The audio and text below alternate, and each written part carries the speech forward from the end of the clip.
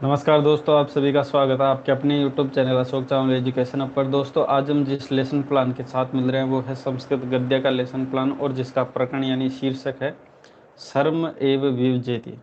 ठीक है, सर्म एव विजयति। ठीक है, लाइट चली गई, कोई दिक्कत नहीं, आपको मैं दिख ही रहा हूँ। चलिए, सर्म एव विजयति आज का लेसन प्लान है। ठीक है, इसमें श्रम से यानी मेहनत से क्या कुछ विजित नहीं किया जा सकता, ये आज का हमारा प्रकरण है, जो कि संस्कृत गद्य का लेसन प्लान है। तो दोस्तों, जो बच्चा चैनल पर नया हो, बिना कहे चैनल को सब्सक्राइब कर लीजिए। ठीक है, ज़्यादा कुछ बातें करेंगे नहीं, चलो लेसन प्लान स्टार्ट करते हैं। देखिए, जैसे ही आप कक्षा के अंतर्गत जब पढ़ाने जाते हो बच्चों को, तो सबसे पहले आप ब्लैक बोर्ड स्किल दिखाते हो, जिसमें विद्यालय का नाम आप लिखते हो, कालांश, कक्षा, विषय, दिनांक, दिवस, अवधि, और प्रकरण में प्रकरण लिख के छोड़ देते हैं, प्रकरण का नाम नहीं लिखते हो, ये आपको पता है। उसके बाद देखिए, उसके बाद हम बात करते हैं उद्देश्य से संबंधित। देखिए, किसी भी लेसन प्लान को पढ़ाने से पहले उसके कुछ उद्देश्य निर्धारित किए जाते हैं। एक पहले सामान्य, कुछ विशिष्ट उद्देश्य। देखिए, सामान्य उद्देश्य हमारे विषय से संबंधित होते हैं, जैसे छात्रेषु संस्कृत भाषा प्रति अनुरागोत्पादनम, छात्रेषु संस्कृत गद्यम प्रति अभिरुचि जागरणम, छात्राणाम शब्द भंडारस्य अभिवर्धनम, छात्रेषु गद्यगत दर्शनानुगुणम स्वकीय जीवने आचरणाय प्रेरणा प्रदानम। ठीक है, छात्रेषु संस्कृत गद्यांशस्य अर्थग्रहणम समताया विकास है। ये सभी चीज़ें क्या है, सामान्य उद्देश्य हैं।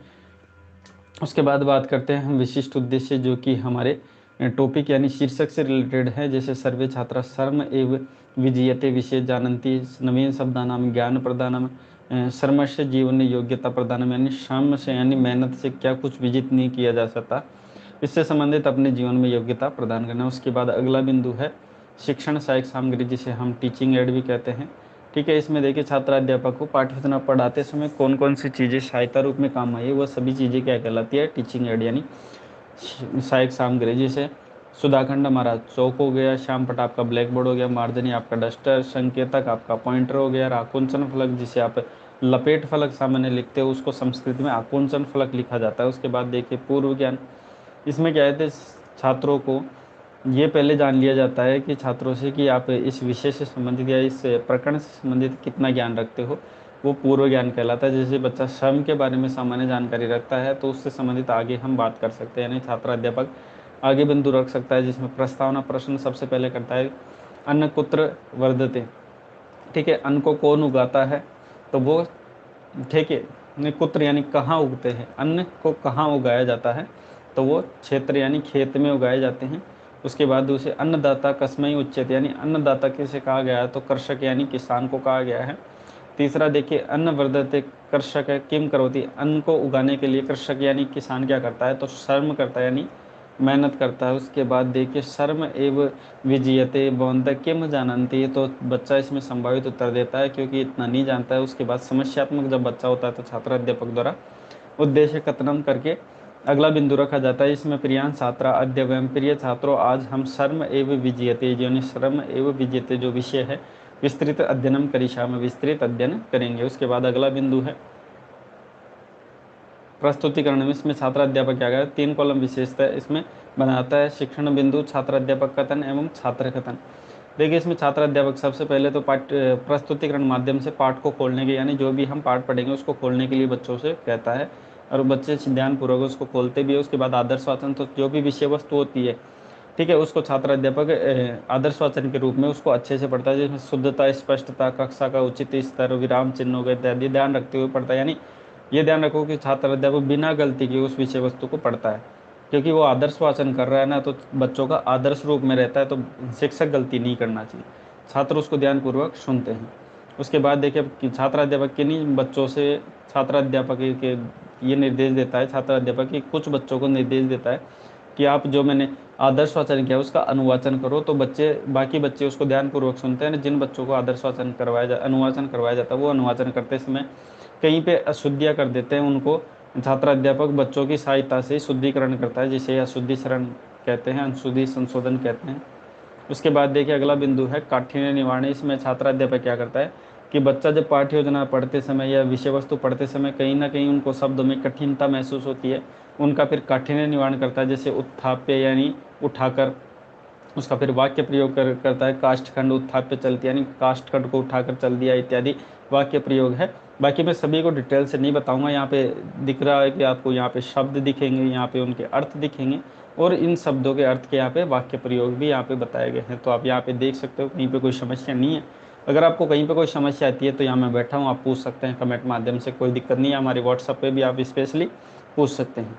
उसके बाद देखिए, मौन वाचन अब छात्र अध्यापक काठिन्य निवारण करवा देता है, बच्चों का अशुद्धि संशोधन करवा देता है। तो बच्चों को एक बार कहता है कि आप सब संपूर्ण विषय वस्तु सही हो चुकी है, अब आप इसको इजीली एक बार शांत रहते हो इसको पढ़ो, और स्वयं क्या है कक्षा का निरीक्षण करता है। उसके बाद देखिए, विचार विश्लेषण स्पष्टीकरण से, इसमें छात्र अध्यापक क्या करता है, बच्चों से ऐसा प्रश्न करता है जिसमें बच्चा अपनी विचार, तर्क शक्ति, कल्पना शक्ति का विकास कर पाए, ऐसा प्रश्न रखा जाता है। इसमें देखिए, बच्चे के द्वारा जो उत्तर दिया जाता है उसको, उत्तर को ही थोड़ा स्पष्टीकरण माध्यम से छात्र अध्यापक थोड़ा और डिटेल से उसको बताता है। जैसे देखिए प्रश्न, देखिए प्रस्तुत पाठ्य का शिक्षा मिलती है, यानी प्रस्तुत पाठ से जो हमने पढ़ा है, ठीक है, विषय वस्तु के आधार पर उसके क्या शिक्षा मिलती है। श्रम एवं विजयते, यानी श्रम से क्या कुछ विजित नहीं किया जा सकता है। आप ये पाठ्य वस्तु पढ़ते हो तब आपको ये चीज़ें समझ में आती है। उसके बाद देखिए, स्पष्टीकरण के माध्यम से बताता है कि प्रस्तुत पाठ में श्रम एवं विजेते पाठ्य शिक्षा मिलती, क्या शिक्षा मिलती है, तो संगठन एवं शक्ति, कि संगठन में ही शक्ति है और संगठन एवं संयोग से सब कार्य किए जा सकते हैं। उसके बाद देखिए, बोध प्रश्न, आप छात्र अध्यापक विषय वस्तु पढ़ाने के बाद बच्चों को कितना समझ में आई है जानने के लिए कुछ प्रश्न करता है, उसे ही बोध प्रश्न कहते हैं। जैसे पहला प्रश्न देखिए, पाठ्यस्य नाम है, पाठ का नाम क्या है, तो श्रम एवं विजयते। दूसरा देखिए, किमर्थम काष्ठस्य गुरुतर खंड नियते इसमें, यानी कौन से कास्ट को, मतलब जो लघुतर गुरुतर, यानी जो बड़ा कास्ट खंड है, यानी बड़ा लकड़ी का टुकड़ा है, उसको क्यों लेके आ रहे थे वो, तो द्वारादि निर्माण हेतु, यानी द्वार यानी गेट का निर्माण करने के लिए, ठीक है। उसके बाद ये पाठ अंतर्गत जब आप इसको डिटेल से पढ़ते हो तब आपको ये समझ में आती है विषय वस्तु, ठीक है, क्योंकि संपूर्ण विषय वस्तु इसमें लिख नहीं सकते, इसको सामान्य रूप से आप पाठ्य वस्तु में पढ़ते हो इजीली। उसके बाद देखिए, पहला प्रश्न, सैनिक का कथम बहु प्रयत्ने अपि अक्षमा जाता है, कि देखिए जो सैनिक थे वो जब बहुत प्रयास करने के बाद भी वो जो लकड़ी था, लकड़ी का टुकड़ा था, उसको नहीं उठा पा रहे थे, उसमें उठाने में अक्षम थे, वो क्यों थे, तो वो अति भारावतात, यानी बहुत ही अधिक ज़्यादा भार का होने के कारण उस लकड़ी के टुकड़े को नहीं उठा पा रहे थे। उसके बाद देखिए, यानम शब्द से क्यों अर्थ है, तो यान शब्द का क्या अर्थ है, तो यान का होता है सवारी। उसके बाद देखिए, तीसरा, कै दूरत एव अधिक बल प्रयोगाय तान प्रेरियति, इसमें ठीक है, यानी कौन दूर खड़ा था अधिक बल प्रयोग के समय भी, ठीक है, जब सैनिक उस लकड़ी के टुकड़ों को उठा रहा था तब कौन था जो मतलब उस लकड़ी के टुकड़े को हाथ नहीं लगा रहा था, दूर खड़ा था, तो वो देखिए वो नायक था, यानी जो वो सैनिक टुकड़ी थी उसका नायक था, जो ऐसे बोलता है कि मैं तो एक बड़ा अधिकारी हूँ, मैं तो क्यों ही इस लकड़ी को टुकड़े का आता हूँ, तो मेरे मुझ में फिर फर्क क्या हो जाएगा, ठीक है, ऐसा कहते हुए नायक दूर ही रहता है, यानी उसका जो मुखिया होता है सैनिक टुकड़ी का वो दूर रहता है। सैनिक का सहायता में क्या है, यानी सैनिकों की सहायता कौन करता है, तो तुरंगाधिरूढ़ पुरुष, यानी तुरंग यानी घोड़ा पे जो आरूढ़ यानी उस पर चढ़ा हुआ था, यानी घोड़े पे जो चढ़ के हुए आया था एक पुरुष, उसने उसकी सहायता की थी, किसकी, सैनिकों की लकड़ी का टुकड़ा उठाने में। परिधानमिति शब्द से, परिधान शब्द का क्या अर्थ है, तो वस्त्र होता है। उसके बाद बढ़ते हैं हमारे अंतिम बिंदु जो कि है गृह कार्य। इसमें देखिए, एक मिनट थोड़ा,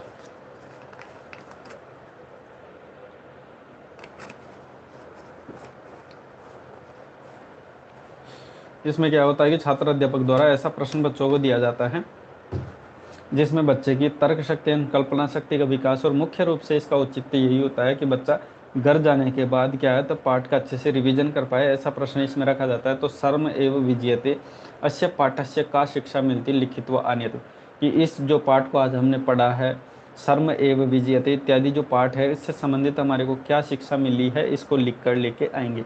तो दोस्तों, आज की पाठ्य योजना सर्म एवं विजयते इत्यादि जो पाठ्य योजना थी वो कक्षा 7 का लेसन प्लान संस्कृत गद्य की पाठ्य योजना वो यहाँ पे समाप्त होती है। इसकी पीडीएफ की लिंक थोड़ी देर बाद आपको डिस्क्रिप्शन में देखने को मिल जाती है। बाकी जो बच्चा चैनल पर नया हो, बिना कहे चैनल को सब्सक्राइब कर लीजिए। अगर किसी बच्चे को नया लेसन प्लान चाहिए, फिर नए टॉपिक या प्रकरण पर कोई पाठ्य योजना चाहिए, तो ये हमारे व्हाट्सअप नंबर है, यहाँ पे आप व्हाट्सअप कर सकते हैं। और मात्र 24 घंटे के अंदर, यानी मैं कहूँ कि जल्दी से जल्दी वो लेसन प्लान हमारे चैनल अशोक चावल एजुकेशन के आपके माध्यम से आपको जल्दी से प्रोवाइड करवा दी जाती है। ठीक है, तो दोस्तों आज के लिए इतना ही, मिलते हैं ऐसे ही नए रोचक वीडियो के साथ नेक्स्ट वीडियो में। अभी के लिए इतना, वीडियो देखने के लिए आपका बहुत बहुत धन्यवाद।